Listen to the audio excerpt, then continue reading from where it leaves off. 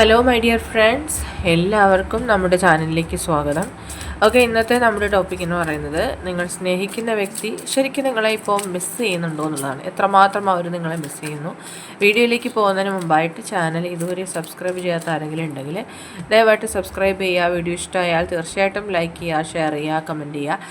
ഇതൊരു general reading ആണ്, അതുപോലെ ജനറൽലെസ്സുമാണ്, ടൈംലെസ് ആണ്. ഈ വീഡിയോ നിങ്ങൾ എപ്പോൾ കാണുന്നു ആ ഒരു ടൈമിൽ വാലിഡ് ആയിരിക്കുന്നതാണ്. ജനറൽ റീഡിംഗ് ആയതുകൊണ്ട് തന്നെ എല്ലാ പേർക്കും ഒരുപോലെയൊന്നും റെസനേറ്റ് ആവുന്നില്ല. നിങ്ങളുടെ സിറ്റുവേഷനായിട്ട് മാച്ച് ആവുന്നുണ്ടെങ്കിൽ മാത്രം പോസിറ്റീവായിട്ട് എടുത്താൽ മതി, അല്ലാത്ത കാര്യങ്ങൾ വിട്ടേക്കാം.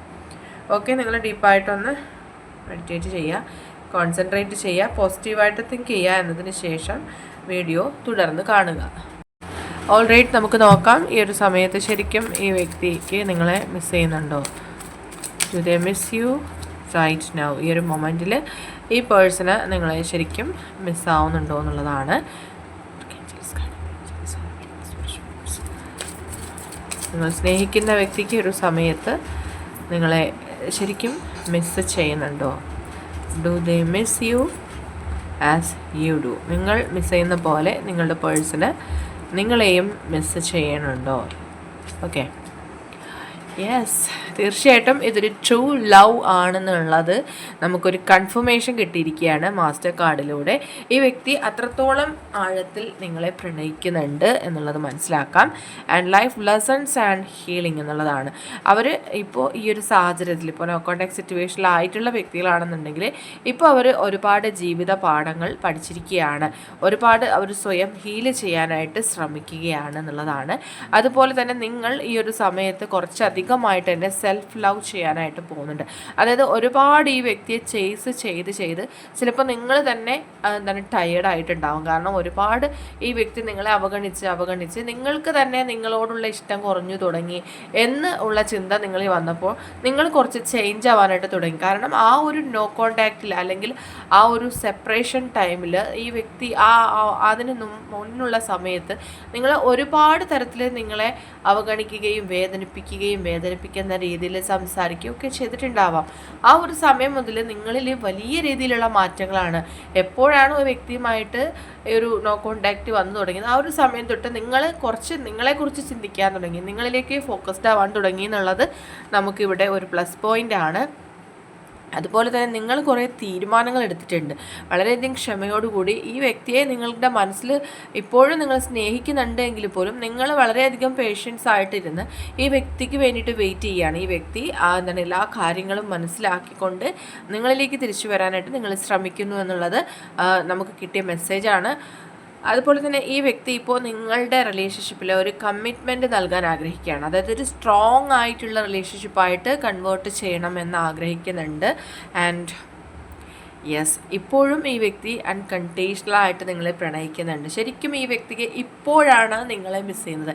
എപ്പോഴാണോ നിങ്ങൾ ഈ ഒരു തീരുമാനം എടുത്തത്, ഈ വ്യക്തിയുമായിട്ട് സെപ്പറേഷനിൽ പോയി, അതുപോലെ തന്നെ നിങ്ങൾ കുറച്ച് നിങ്ങളിലേക്ക് ഫോക്കസ്ഡ് ആയി, നിങ്ങളുടെ ലൈഫിൽ കരിയറിലേക്കോ സ്റ്റഡീസിലേക്കോ നിങ്ങൾ ഫോക്കസ്ഡ് ആയി, ആ ഒരു ടൈം മുതൽ നിങ്ങളെ ഈ വ്യക്തിക്ക് ശരിക്കും മിസ് ചെയ്യുന്നുണ്ട് എന്നുള്ളത് നമുക്ക് മനസ്സിലാക്കാം. ആ ഒരു ഏകാന്തതയിൽ നിന്നാണ് അവർക്ക് ഈ ഒരു കൺവേർഷൻ ഉണ്ടായിരിക്കുന്നത്, ഇത്രയും വലിയൊരു മാറ്റം സംഭവിച്ചിരിക്കുന്നത്.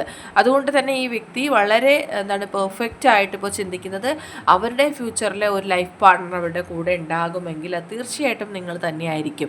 ഒരു ഡിവൈൻ ടൈം എന്നൊക്കെ പറയുന്നത് പോലെ ഈ ഒരു സമയമാണ് നിങ്ങളുടെ ലൈഫിലെ ഡിവൈൻ ടൈമായിട്ട് ഇവിടെ വരുന്നത്, അല്ലെങ്കിൽ നിങ്ങൾ ആ ഒരു ഡിവൈൻ ടൈമിലേക്ക് എത്തുന്ന ഒരു മൊമെൻ്റാണിത്.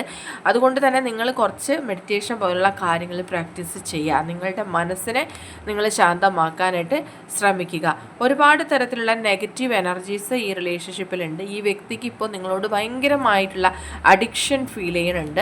ആൻഡ് ഈ റിലേഷൻഷിപ്പിന് തന്നെ ഒരു സ്റ്റെബിലിറ്റി ഉണ്ടാകുന്നൊരു മൊമെൻ്റാണിത്. മേ ബി അതിന് ഒരു സ്റ്റെബിലിറ്റി ഉണ്ടാക്കാനുള്ള ഒരു സാഹചര്യമാണ് ഈ സെപ്പറേഷൻ ഉണ്ടാക്കിയിരിക്കുന്നത് എന്ന് മനസ്സിലാക്കാം.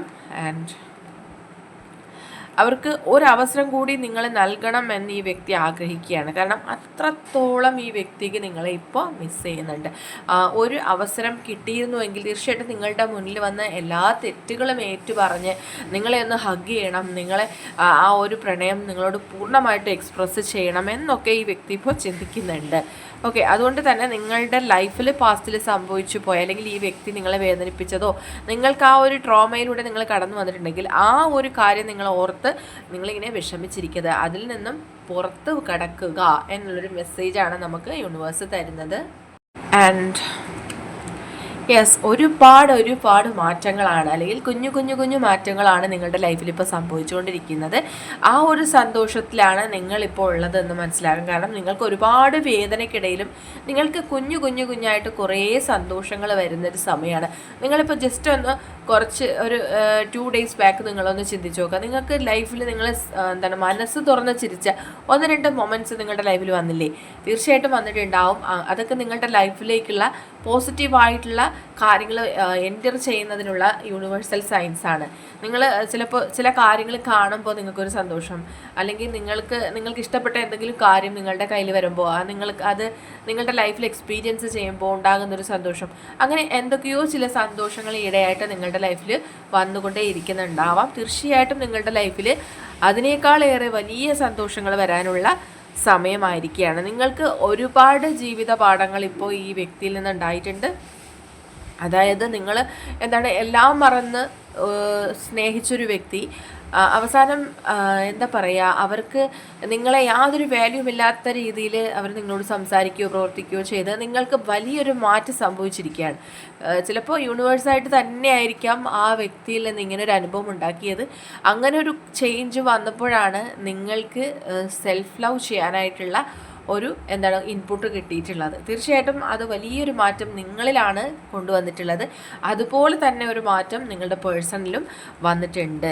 അതായത് ആ വ്യക്തി കുറേ കാര്യങ്ങൾ നിങ്ങളെക്കുറിച്ച് ചിന്തിക്കാൻ തുടങ്ങി, നിങ്ങളുടെ ആ ഒരു വാല്യൂവിനെ കുറിച്ച് ചിന്തിക്കാൻ തുടങ്ങിയിരിക്കുകയാണ്. ഓക്കെ, അതുകൊണ്ട് നിങ്ങൾ ഒന്നിനെക്കുറിച്ച് ഓർത്തും വറീഡ് ആവേണ്ട ആവശ്യമില്ല. Nothing to worry about. ഒന്നിനെക്കുറിച്ച് നിങ്ങൾ ഓർക്കണ്ട. നിങ്ങളെ ലൈഫിൽ ഇങ്ങനെ ഫ്രീ ആയിട്ട് ഇതുപോലെ തന്നെ മുന്നോട്ട് പോകാനായിട്ട് ശ്രമിക്കുക. നിങ്ങളെ വേദനിപ്പിക്കുന്ന കാര്യങ്ങളാണ് എങ്കിൽ നിങ്ങളത് ഓർക്കാതിരിക്കുക. നിങ്ങൾക്ക് ലൈഫ് ലോങ് പ്രശ്നങ്ങളാണ് തരുന്നത് റിലേഷൻഷിപ്പ് ആണെന്നുണ്ടെങ്കിൽ അതിനെ ഉപേക്ഷിക്കുക. ഓക്കെ, അതല്ല നിങ്ങൾക്ക് ഹെൽത്തി ആയിട്ടുള്ള റിലേഷൻഷിപ്പ് ആണെന്നുണ്ടെങ്കിൽ നിങ്ങൾ പ്രാർത്ഥിക്കുക. മെഡിറ്റേഷൻ ചെയ്യുന്ന സമയത്ത് അഫർമേഷനിലൂടെ ഈ വ്യക്തിയെ ലൈഫിൽ തിരിച്ചു കൊണ്ടുവരാനായിട്ട് പ്രാർത്ഥിക്കുക എന്നുള്ളതാണ്. അപ്പോൾ പോസിറ്റീവായിട്ട് നെഗറ്റീവായിട്ടുള്ള റിലേഷൻഷിപ്പുകൾ ഉണ്ടാവാം. നിങ്ങൾ അത് തിരിച്ചറിയുക എന്നുള്ളത് നിങ്ങളുടെ തന്നെ ഒരു ചോയ്സ് ആയിരിക്കാം. ഓക്കെ, നിങ്ങളുടെ തന്നെ തീരുമാനമായിരിക്കണം. ഓക്കെ, ആൻഡ് യെസ്, അത് നിങ്ങൾക്ക് തന്നെ മനസ്സിലാവുന്നതാണ് പലപ്പോഴും. ഓക്കെ, ഒരുപാട് ബാഡ് എക്സ്പീരിയൻസ് ആണ് ഒരാളിൽ നിന്ന്, ഒരു റിലേഷൻഷിപ്പിൽ നിന്ന് നിങ്ങൾക്ക് ഉണ്ടാകുന്നതെങ്കിൽ ഒരിക്കലും അതിനെ നിങ്ങളിങ്ങനെ പ്രൊമോട്ട് ചെയ്യാൻ പാടില്ല എന്നുള്ളത് ഞാൻ പറഞ്ഞു എന്നേ ഉള്ളൂ. അല്ലാണ്ട് നിങ്ങളുടെ ഇഷ്ടമുള്ള കാര്യങ്ങളാണെങ്കിൽ നിങ്ങൾക്ക് തീർച്ചയായിട്ടും ഡിസൈഡ് ചെയ്ത് മുന്നോട്ട് പോകുന്നതാണ്. ഇതൊരു ട്വിൻ ഫ്ലെയിം കണക്ഷൻ ആണെന്നുള്ളത് 70% ആൾക്കാർക്കും അതങ്ങനെയാണെന്നുള്ളതാണ് മനസ്സിലാവുന്നത്. അതായത് നിങ്ങളുടെ ട്വിൻ ഫ്ലെയിം ആയതുകൊണ്ടാണ് നിങ്ങൾക്ക് ഈ ഒരു പ്രശ്നങ്ങളും ഈ ഒരു വേദനകളും ഒക്കെ ഉണ്ടായിരിക്കുന്നത്.